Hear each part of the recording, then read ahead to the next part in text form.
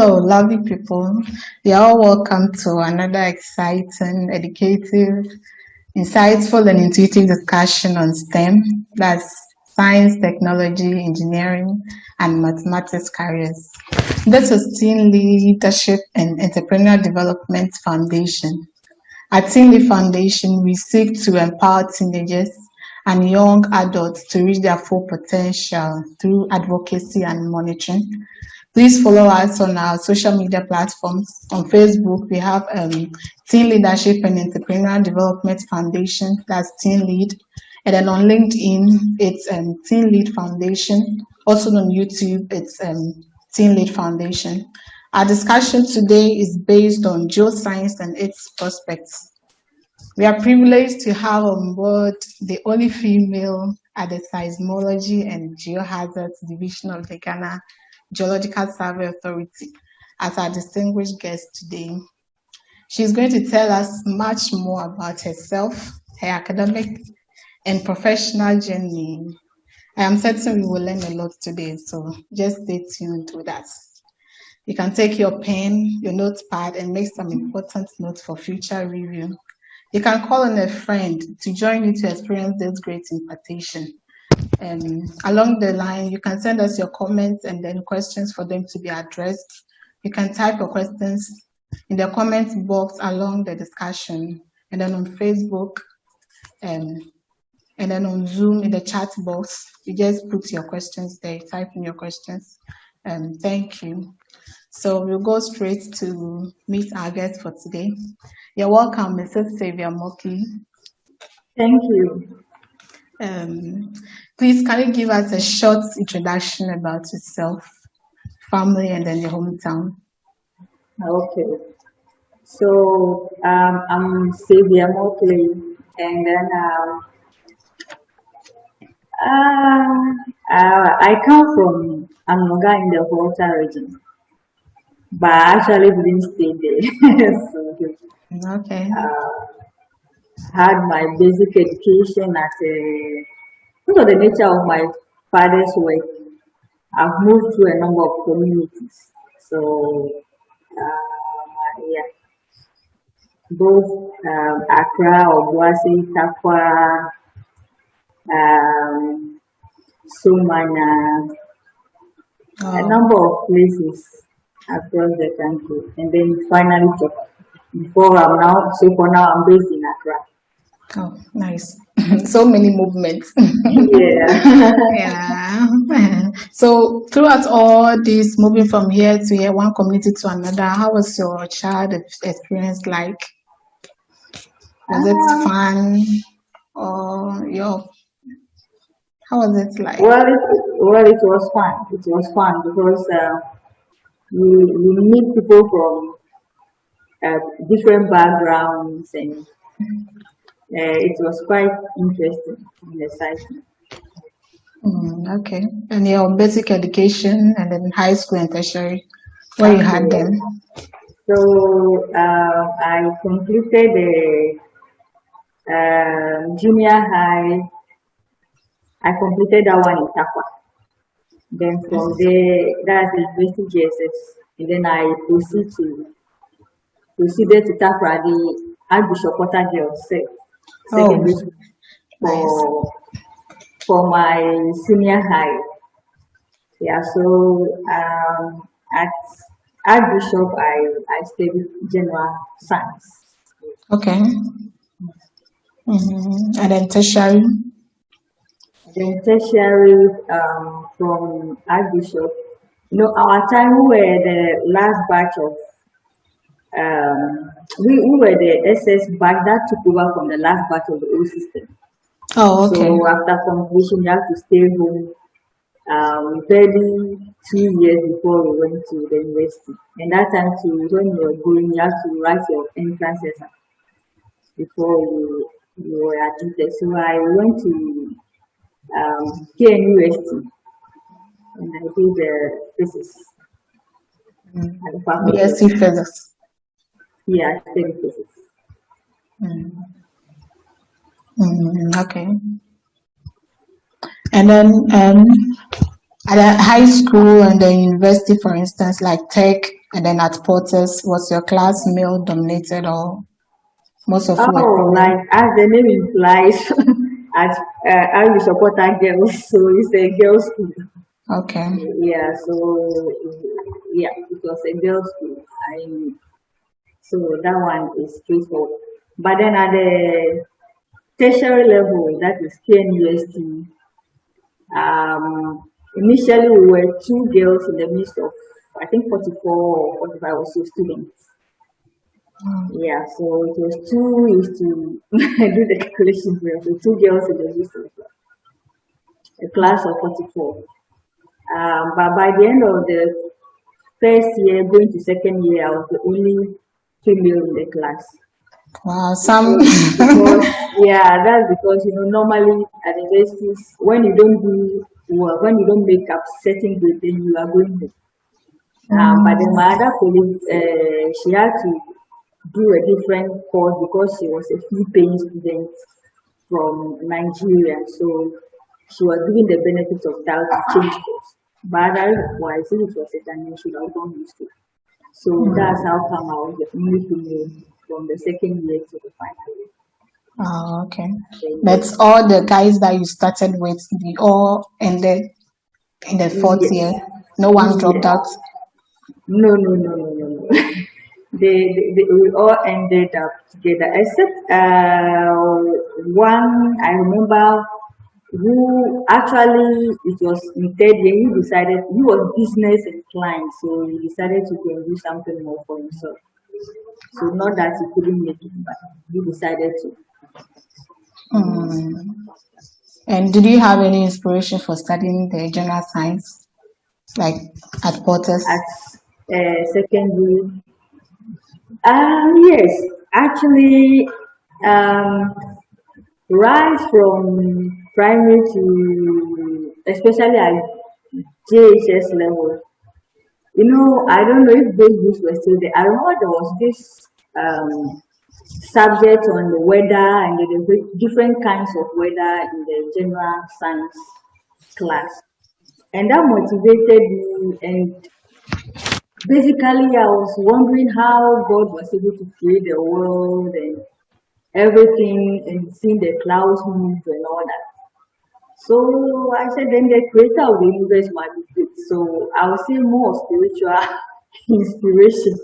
So growing up, I wanted to be I wanted to do science.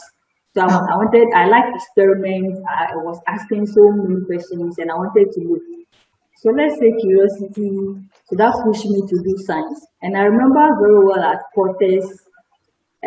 Initially, when we were taking to school, I was put in the business class, and it was horrible for me. I couldn't concentrate because all my mind was that I either do science or I leave. And in those days, you cannot contact your parents home. There was no these phone calls and all that. So I was praying. It took some time before finally they said, okay, those who wanted to do other subjects but were forced into the business class to go. And I was the first person to run out of the business class to go and join the science class. Yeah, and our time to the science was you have to do either physics, chemistry, biology, or physics, chemistry, elective maths. Oh, So that one okay. was a challenge, and there was nothing like nobody told you or were not told that this was the situation, and then at that tender age you have to make the decision for yourself. Yeah. So finally, I decided to do okay, physics, chemistry, maths. Basically because I was an all-round student too, but then my weakness was in maths. So then I said, chemistry includes maths, physics includes maths. So there was no way I could run away from the science subject. So I better have to Exactly. face the maths head on. So that was what made me do the add maths physics and then instead of biology. By my mind, I wanted to do how do you call it? Either medicine at the university or I'll be an astronaut. Wow. So yeah, these were the two options I had. But I remember at cottage we had an excursion to Takoradi Air Force Base.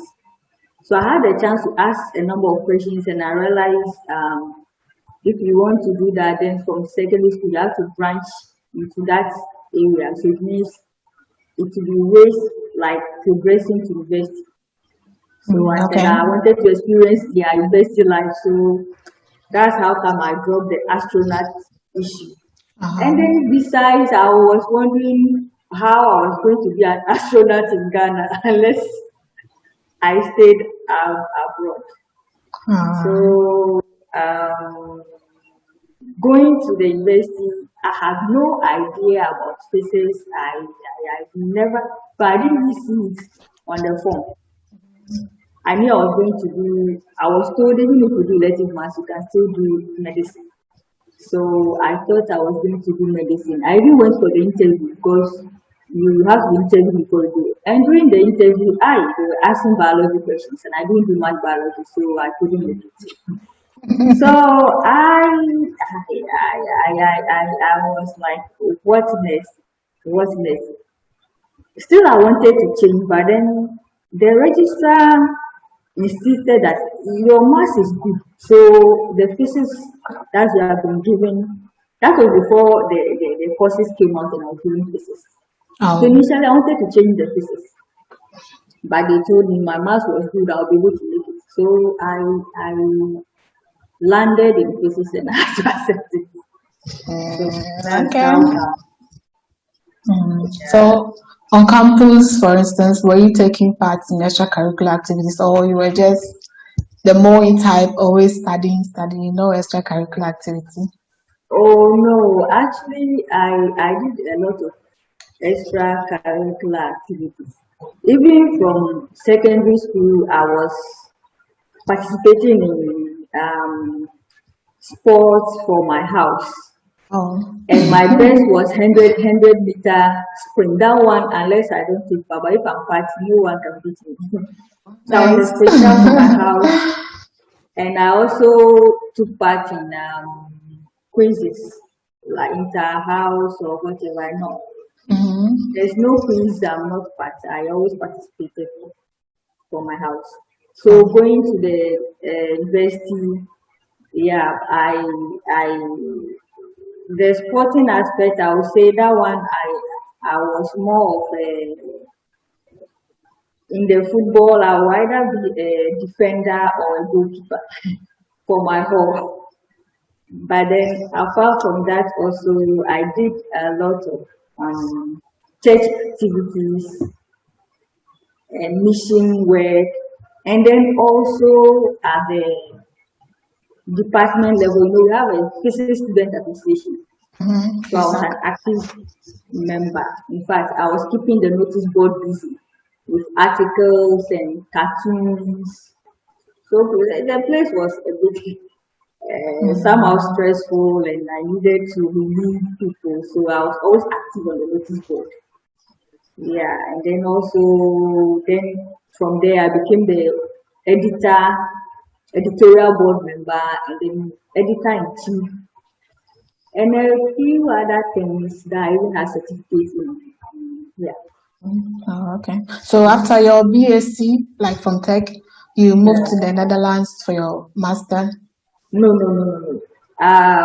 After completion, you have to do your national service.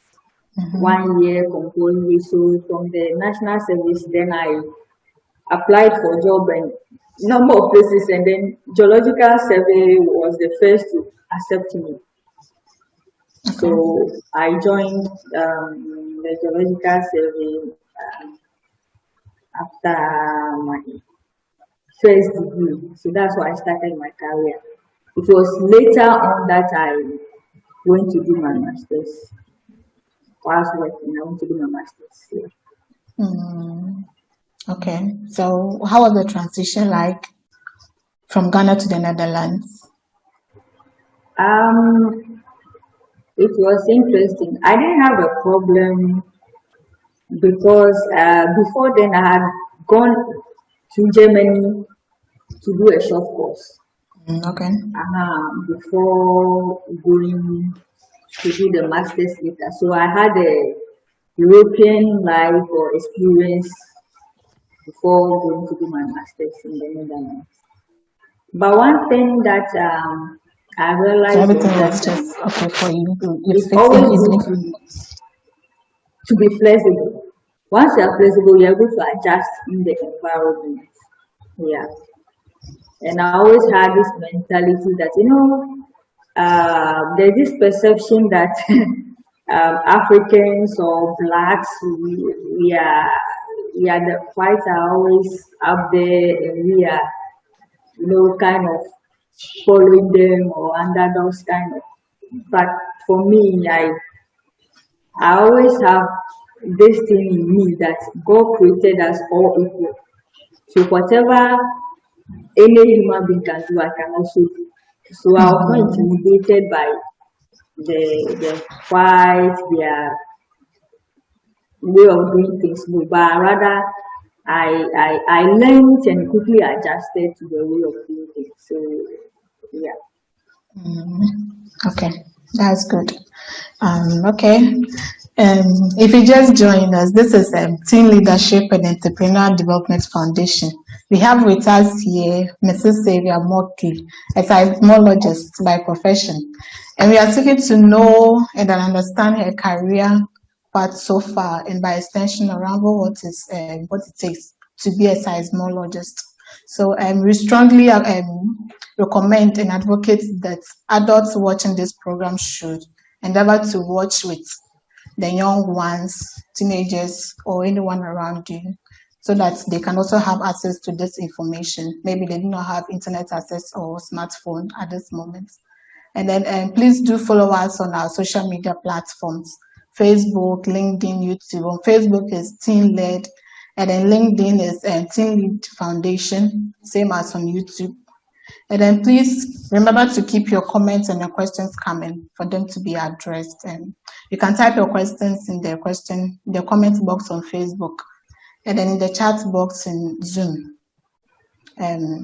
Please like and then share our videos on social media platforms. Thank you. Now, for me, I'm very eager, and I know our viewers are also eager to know some details about your career, Madam Saviour. Okay. So now, can you tell us who is a seismologist? What is the job description? And then probably we can go on to talk about the relation between geoscience, geophysics, geological hazards, and then seismology. Okay. So I would say to pursue this unique path, you should either have a geophysics background. Okay. So using myself as an example, Okay. so during my first degree, BSc, you have the option to select geophysics as an option. I think third year or so, if I'm not mistaken, but I had a chance of doing a project earlier, I think second year. So I started my geophysics a little earlier than the others or than normal. Let me put it that way. So geophysics basically, to make things simple, we use experimental methods, physical physics methods to explore, to locate buried items, all bodies. All bodies are like when you talk of gold, before you extract the gold, you don't take the gold just like that. The gold is buried in the rock.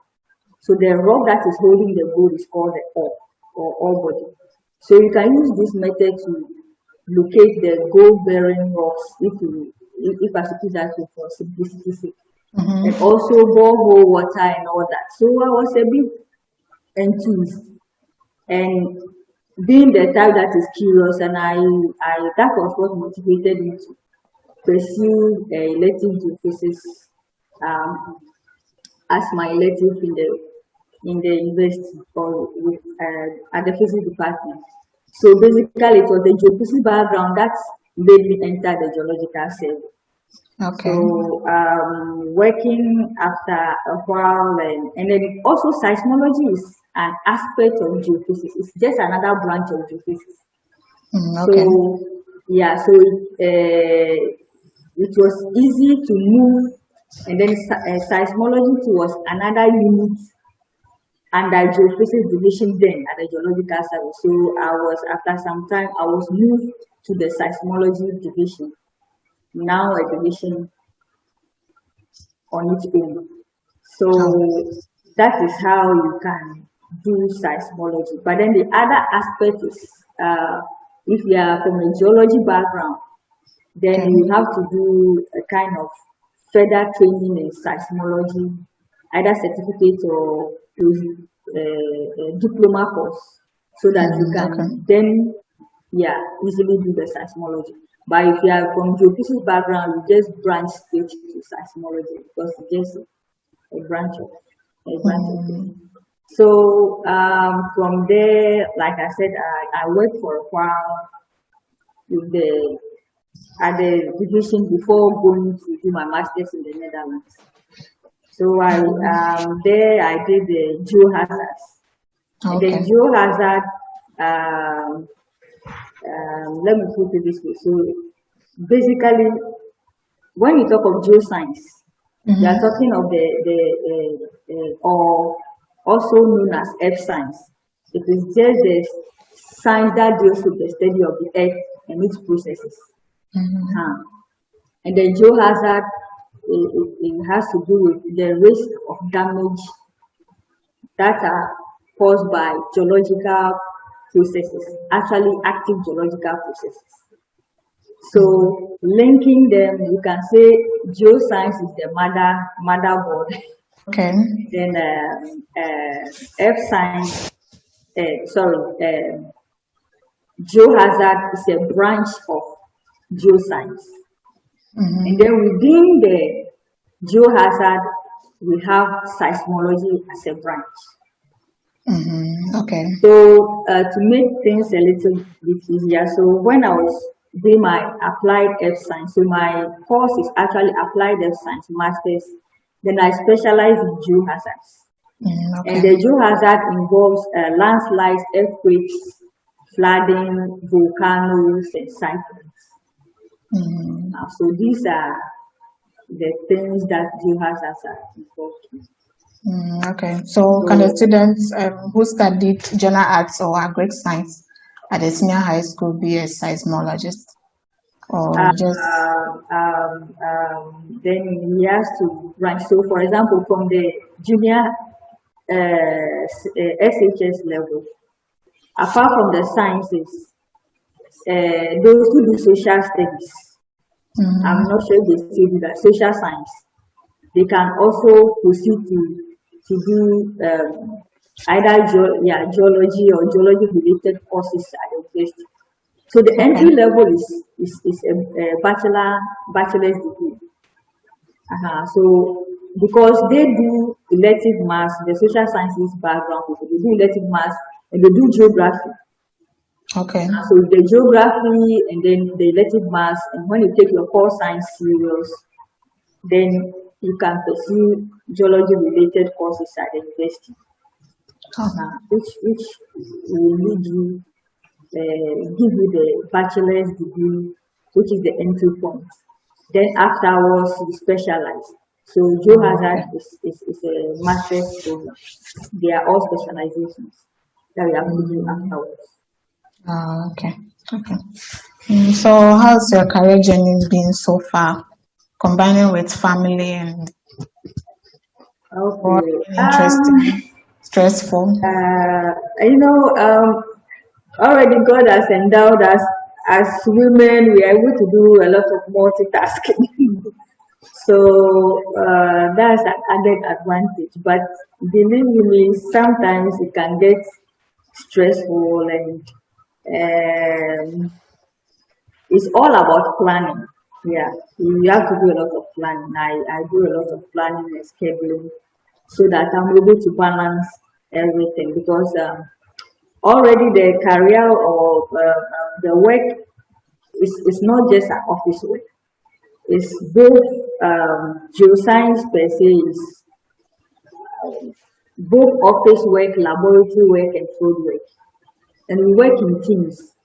And the field work, we are talking of days to weeks to months away from home in rural areas because we are investigating, we are carrying out investigating where we are collecting data, doing experiments and all that. Yeah, so even as at now, we are just lucky to have this around this time because I'm in my field work season and Oh, we okay. just happen to break within this week. So that's why I'm home. Yeah. So uh, besides that, you also need a supportive husband, and I can say that my husband has been very wonderful.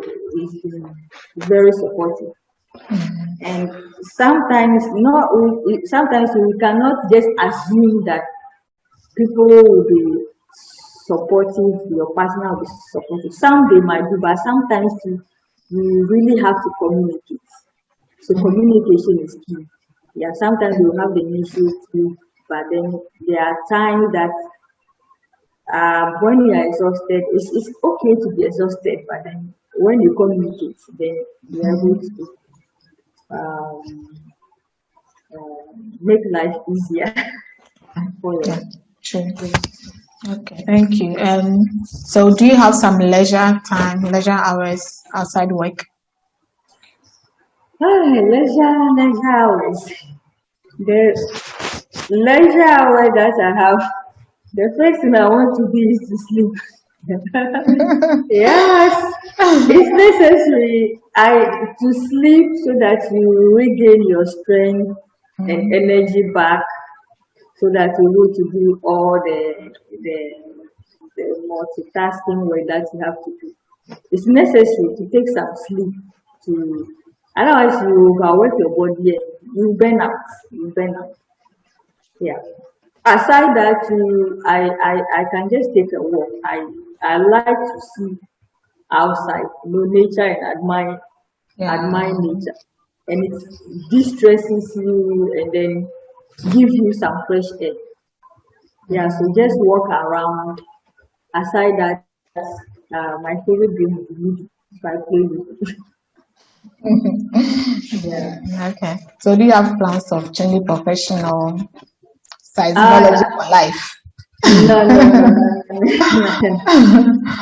There's I like what I do and I enjoy it. Yeah, especially the food aspect because Okay. it makes you discover things and appreciate life and also uh, yeah, that is me. Everybody enforcing one, but I am not an office person, so I balance office work with the field work and I enjoy it very much. So I'm not even science. Yeah. Okay, that's nice. Any greatest achievement in your career so far? Greatest achievement. I'll say some achievement, but I will not say greatest because I think I've still not achieved yet. There's still more. Probably we just begun. So Right, right. yeah, the few one thing I can say that I'm satisfied about is to be able to mentor girls into the geosciences or STEM as a whole. Okay. It's not only geoscience, but STEM as a whole. Yeah, the number of girls. Literally, one-on-one peer mentorship right from JHS level. I changed their pattern. They wanted to go and do art. And I said, look, you are a good student. You are all-round student. So you can push yourself. Sometimes we think our family background, people did art or people do this, so we can also do it. But sometimes when you challenge yourself, you realize that you can equally do the sciences. So uh, I'm satisfied, and some of them are doing their masters still in STEM, Uh, and I'm very happy about that. Besides that, also support women by advocating in women in mining. Okay. So women in mining is a voluntary something. It's an NGO that we set up. So I do voluntary work in women in mining, and also as part of sometimes my leisure hours too, I do those kind of work. Yeah. And what we do is to advocate for women in the sector, better working conditions. How can we push? Because some of them, we have the geoscientists among us as women in mining. We have the geoscientists and we have all the allied sciences and those who are not in STEM, but for example, bankers, lawyers, but working in the mining sector. So that's what women in mining is about. So we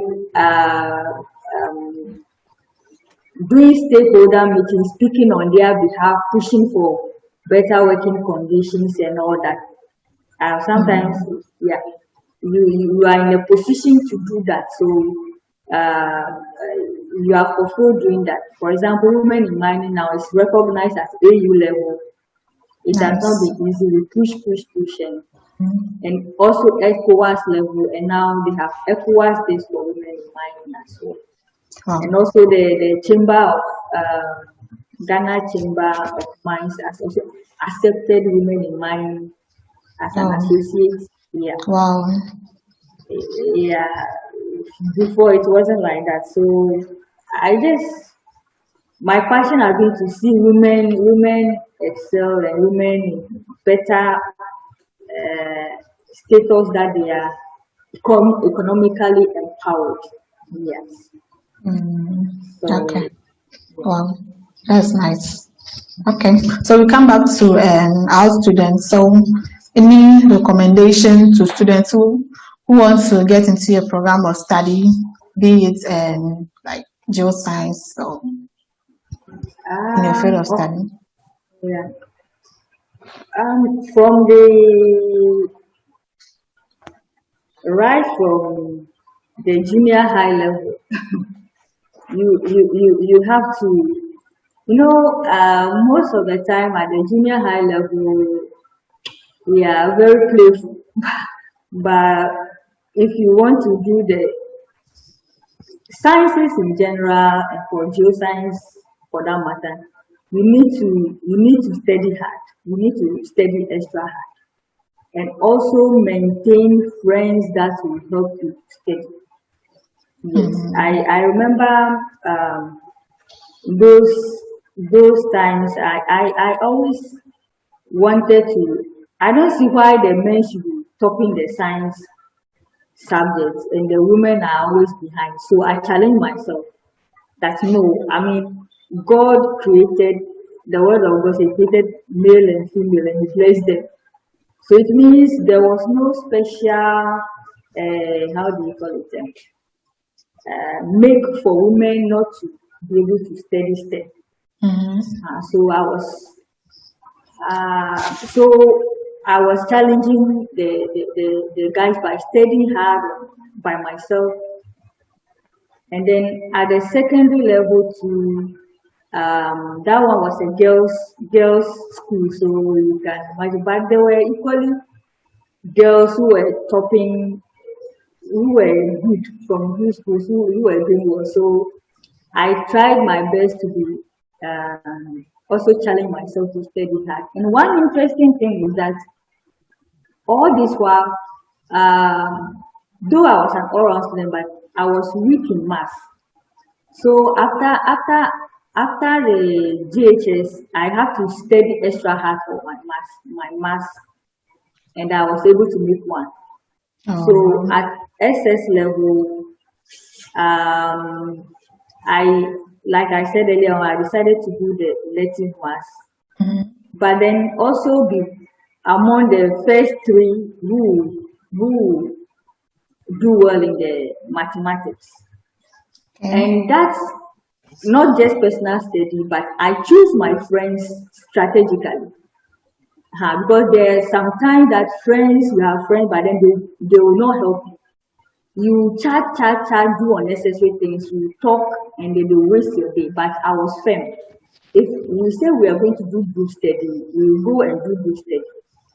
And if it's going to be talk, the next minute, and when I say something, I mean it.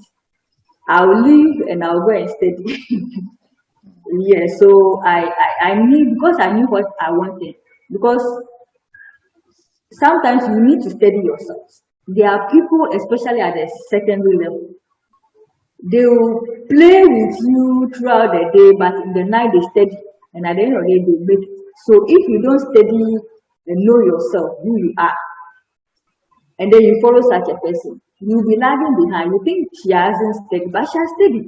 By the time she was studying, you were sleeping. So if you're a day person, yeah, you need to know that I'm a day person. So if I will sleep in the night, then I have to make the time to study in the day.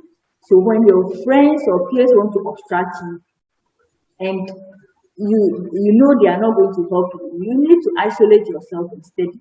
Yeah. So that in the night, when the night people who are studying and you have to sleep, then you don't cheat yourself. So it's all about being focused and also knowing yourself. How your study pattern, you have to study yourself and know how you study. Then also the group study is equally important, where you do a lot of discussions. But when it's becoming a talk shop, you need to call the group to order. That no, this is our focus. And you have to be firm. Because you know, especially girls, some will say, oh, like you are showing off or you are blocking or things like that. No, it's not about that. Because at the end of the day, you have a goal. And you need to achieve that goal. And it pays off in the end. And one other thing is that I was very, let me put it that, yeah, obedient and dutiful at school. What I mean by that is that, you know, we are all given assignments or tasks at the, especially at the SHS level. Whether you are supposed to sweep a plot or clean somewhere, you know that kind of thing. Yeah. So once I know that this is my work area, I do it, I have no problem with any senior. Yeah. But you see, most often, some people will not do their work well, and then they will even be called from class to go and work. The time that they have to study first, and they will call them to go and redo their work.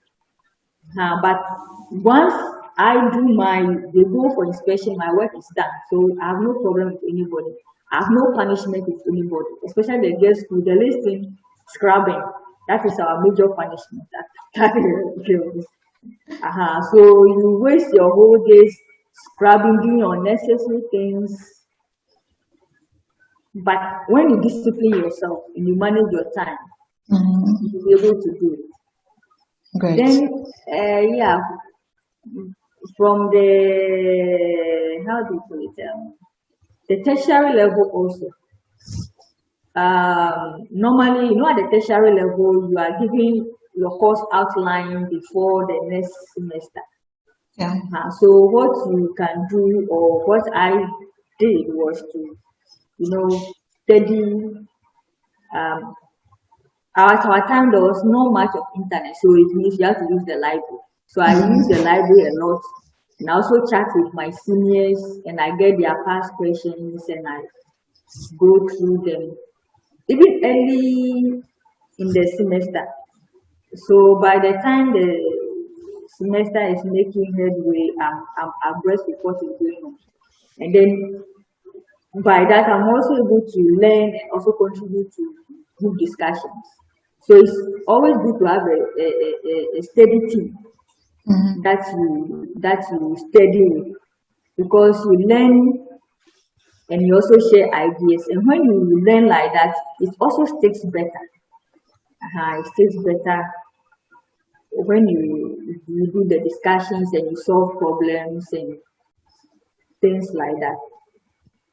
And then, yeah,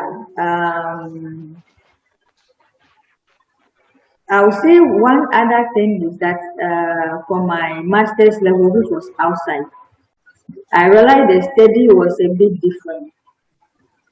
different in the sense that out there it's like almost every 2 weeks you have presentation. Okay. Yes, so it also builds your presentation skills.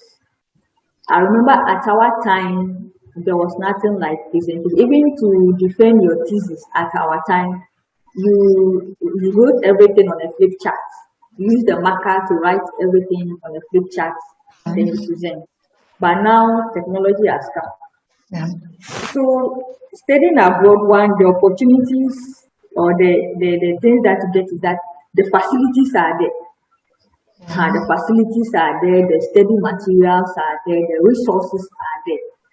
So you are able to, you come out better. You come out better, seriously, to be frank with you come out better than someone who will do the same program here. Not because of the teaching, no, but because we don't have much of the facilities down here.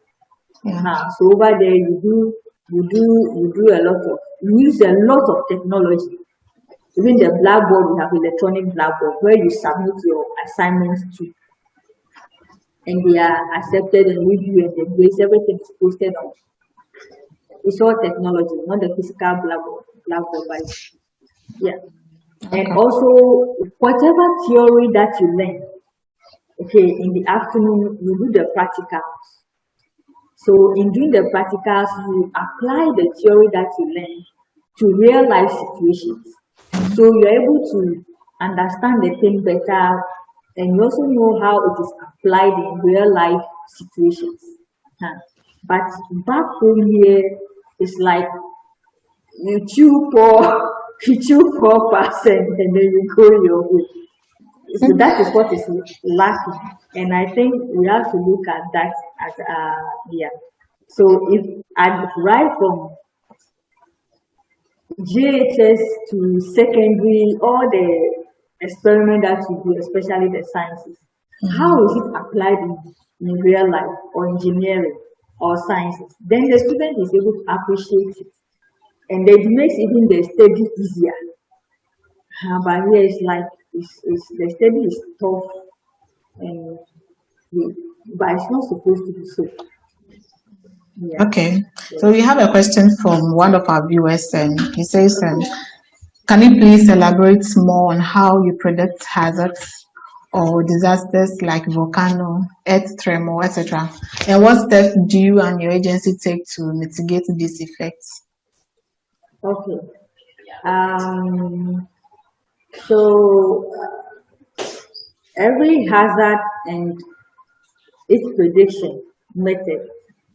Yeah. So I want to focus on, for example, flooding. Based on the studies that you know that this area is flood prone area. So because you study the soil is a product from the rocks. Okay, so the rocks will weather and then they become soils and all of that. So looking at, I'm not talking of the weather pattern that is going to rain, but based on the geological study of the ground, you know that this place is flood prone or not, or landslide prone or not. But then one interesting one is the earthquakes and volcanoes. Those, at least volcanoes, you know the area is active. There's some level of condition you can tell that a volcano okay. But then earthquakes you cannot tell that it will occur today or it will occur tomorrow. So that is what makes it even necessary that you do the monitoring. Okay. So based on the monitoring, you are able to delineate. What you mean is you are able to identify potential areas that has occurred, and then you are able to make informed decisions on land use planning purposes. Because if I know that, let me use Makati Hill. It's a popular because everybody knows Makati Hill area in Ghana, in Accra, is earthquake zone.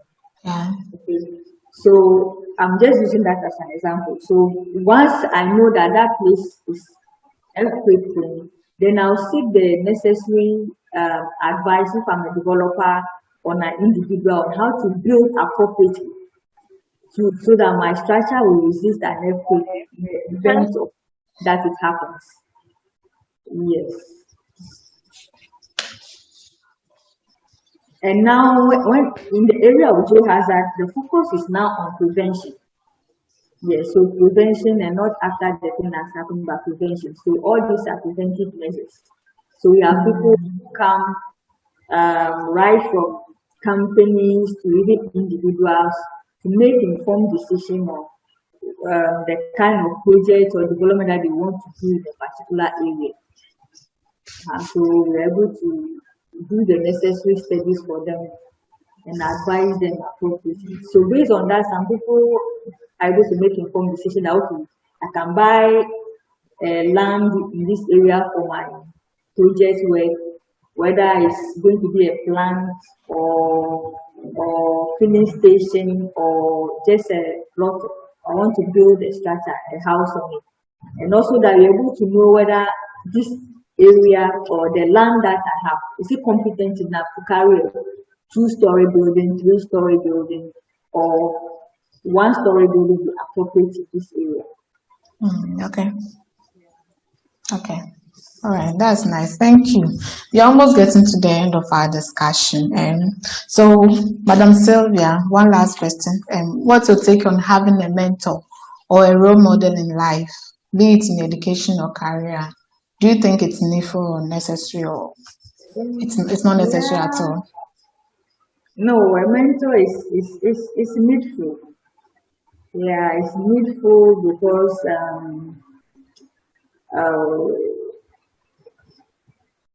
now the way the world is going, especially for the girls. I'm sorry for being biased the girls because I'm passionate about the girls. Yeah, they need, and you know we have a lot of technology in their time now, so they need to be guided. So from the story I have told you, it's like I don't know whether it's God intervention or by accident or whatever. But then because we don't want them to go through the way we went through, they need mentorship. So that will motivate them. I always say that let your goal motivate you to study. So if they know that there's someone there who have been able to achieve something of this nature, then they will also be encouraged to study hard. And when obstacles come their way, they can learn and also not get frustrated. Because even there are some who started in the sciences and then during our time they deviated, they ended up because they were not getting it and they ended up somewhere. So right, me I believe the mentoring should start from the basic level through to the SHS level and onwards, because that is where the formative years and then the career choices begin. And as part of my work too, we host a number of students who come on educational tour where we give them presentation, and also take them around on excursion in the area of the geohazard and then earthquake and related geohazards. And it's amazing to see that things that I studied at SS and even some at university, some are learning now at GHS and even primary. And it's quite refreshing to know that. So when they come on programs like this, I see the opportunity to speak with them also and shape their career path. And I'm really, that's another thing I'm very, very interested in and passionate about. I don't just let them go like that. So a mentor is, let's say we didn't have mentor at our time, but we want to mentor the others to choose the geosciences appropriately. Yeah. Okay. It's Okay. beautiful. Okay. And we have another question here. It says that you are the only woman in your profession in Ghana.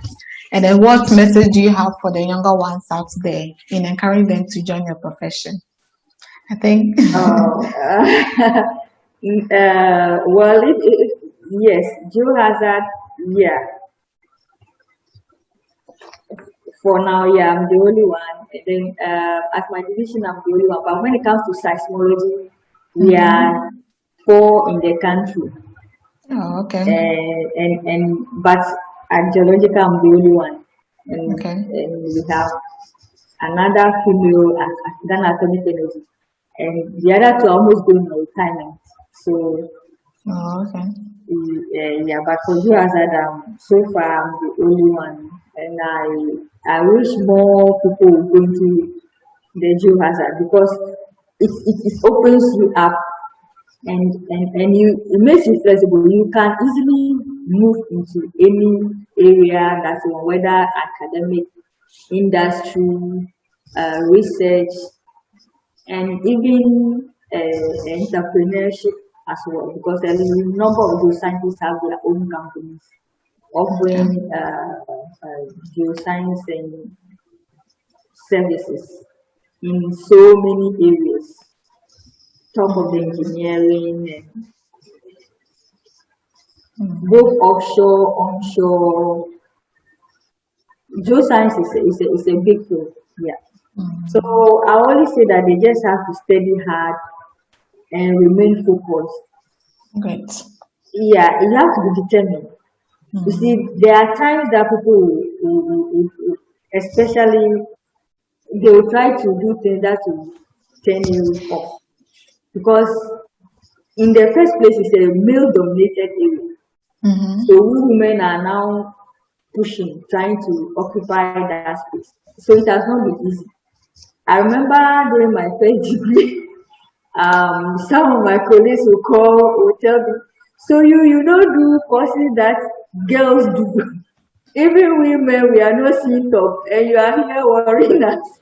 And some call me Margaret Thatcher, and so many names, but I just laugh over them, those comments. But because I know what I wanted, I did persevere. But I was surprised on graduation. They were congratulating me, and I opened my mouth. Why you people telling me to leave the class? Now you're congratulating. I said, you see, these people never follow the comment that they make. Some could literally try to push you, but you just have to be people. And don't take it to heart. You don't have to hurt or take it personal. I mean, they are human beings, they will talk, but your output is what will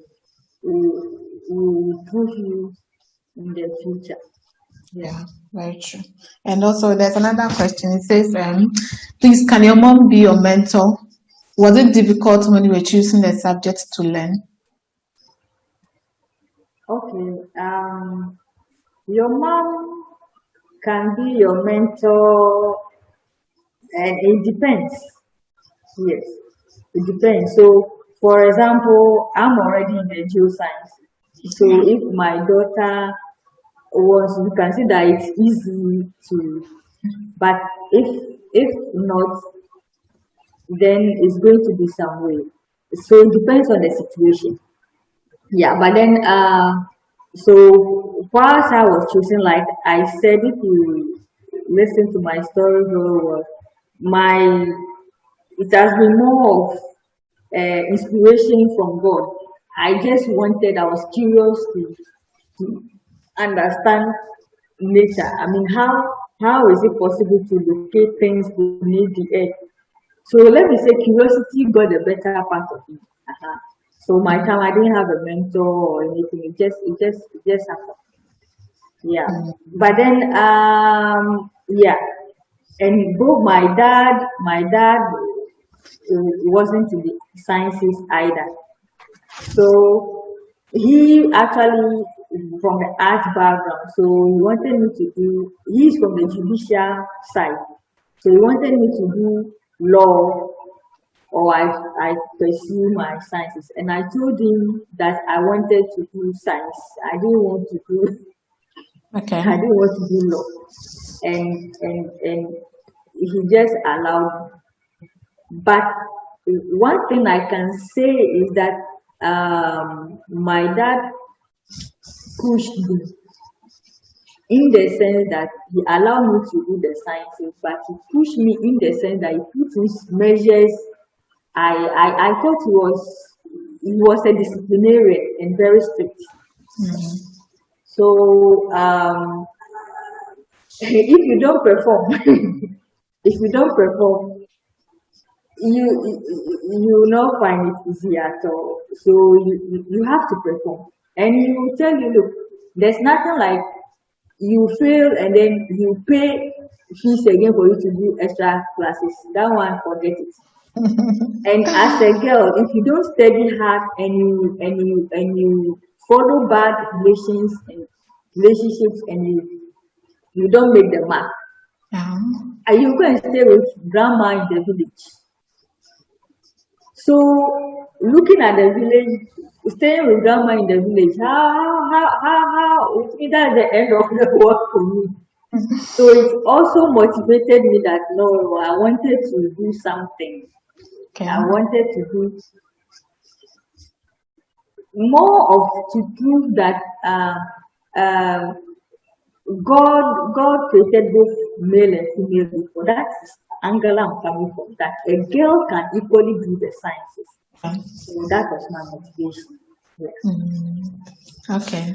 And then another one says, what advice do you have for parents in helping their children achieve their career?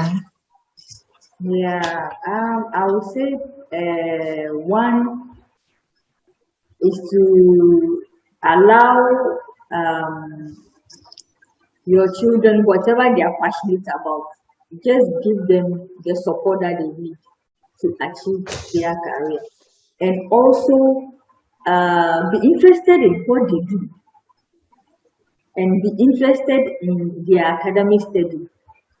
For example, growing up, I mean, my dad will always look at our results and when you have to be among the first three, the first, second, third, you have to be among them. And when you are among the first three to make it in class, then those days to get a Fanta or Coke was something else. Not that these days is all around. So you were motivated by getting a Coke. So you know that when you study hard and you pass, you get a Coke and biscuits, some small party is coming up. Yeah. So it was, yeah, it motivated me to actually study more. And also the consequences of not studying, you go and stay with grandma in the village. So you have to make your choice. Okay. And also as a girl, my mom didn't go to the university, so she encouraged me. So what she couldn't do, especially my grandma also pushed me to be able to achieve what my mom couldn't achieve. Yeah. Yes, so basically, I would say mothers to support their children, be keen in what they are doing, especially their studies. But also, one thing I want to say is that never, when a child is not performing in one subject, never conclude on the child. Yes, I'm saying this from my experience in the maths. For me to do the elective math at the SHS level. Before then, I was weak in math, seriously. But then, when I decided to confront the math, I realized the teacher that teaches you also plays a role. Yes, so at the before the BC, we had a different teacher who really taught us maths for us to understand. So that was where I picked maths from. So even when the result came, the first question I asked was, what did I get in maths? And they said, and my dad told me I had one in mathematics. And I said, oh, wow. Then I know I'm gone. So at the SHS level, I decided to do the elective maths. And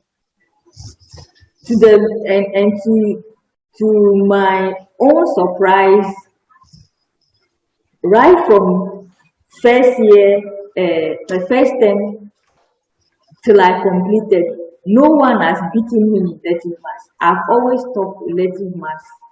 And before our time, the elective maths record that was set, I was the one, during my time, I was the one who broke that record. Yes, but the others didn't know because they were equally good maths girls there, but they didn't know I have to do extra work. And for the 4 maths, I didn't mind because I knew if I get my 80, it's okay. But then the elective maths, I really wanted to make it. And elective maths is not a walkover. Yeah.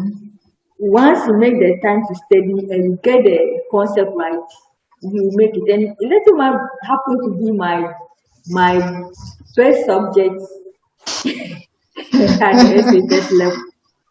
Yeah, so never give up if a child is not performing in a particular subject. Okay. Maybe the person needs some encouragement or reorientation or even a change. Even the one to be the teacher that is teaching the child is not teaching the child.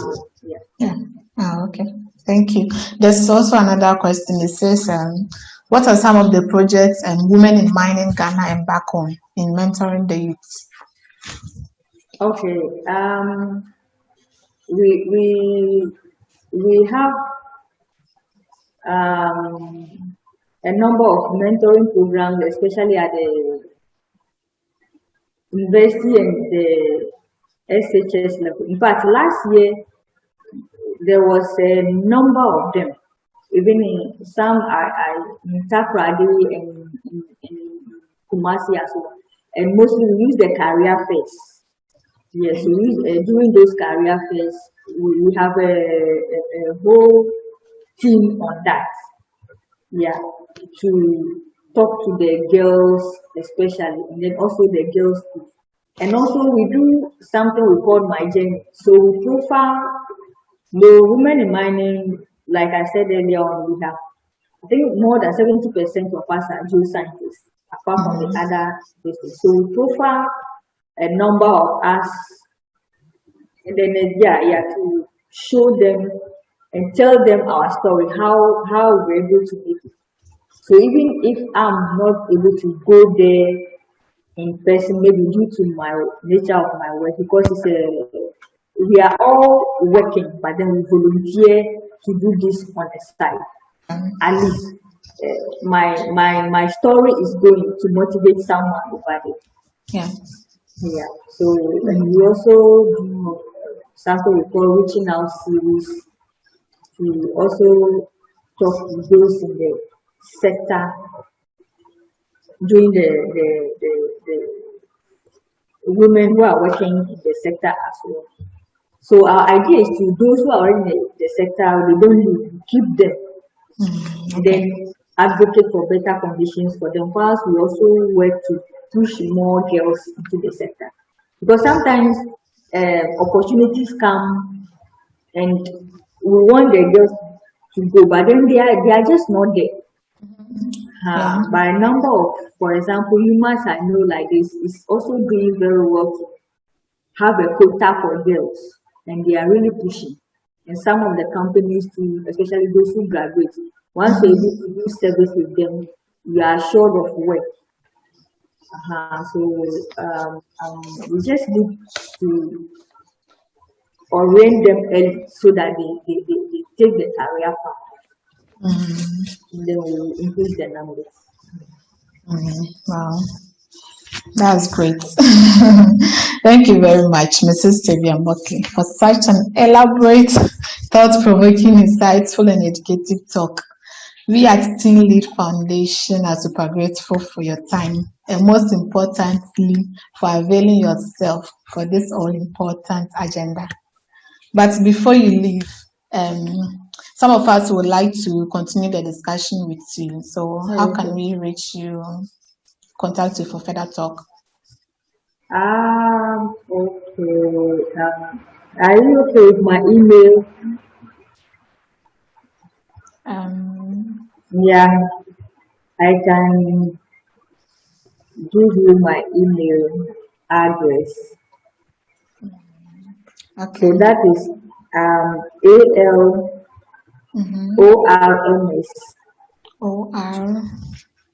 MS21. Sorry. So it's 21. alums 21. Okay. So at A Gmail. dot Okay. Okay.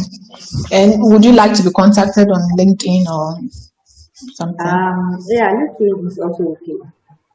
Okay. So LinkedIn, your full name. Yes, my full name. Just as it's on the poster. Yes. You'll get me there. Okay. Then And then also, Facebook. seriously, I'm not a Facebook fan. Even though you see maybe posts or things on Facebook, but it's coming from